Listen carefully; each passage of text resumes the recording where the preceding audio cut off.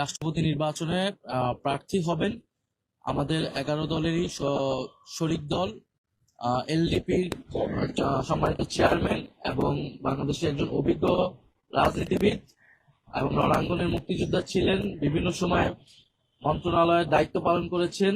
বেশ কয়েকবার 6বারের মতো তিনি জাতীয় সংসদ সদস্য নির্বাচিত হয়েছেন এবং বীর বিক্রম মুক্তিযোদ্ধা কর্নেল অলি আহমদ উনি 11 দলের পক্ষ থেকে রাষ্ট্রপতি পদে প্রার্থী থাকবেন 11 দলের। আমরা মনে করি দেশের এই যে সংকট একটা চলছে, এই সময় দেশের যে ধরনের অভিভাবকত্ব প্রয়োজন রাষ্ট্রপতি হিসেবে আমরা মনে করি কর্নেল অলি আহমেদ উপযুক্ত এবং ওনার অভিভাবকত্বে বা ওনার নেতৃত্বে এই সংকটগুলো নিরসন হওয়া সম্ভব বলে আমরা মনে করি।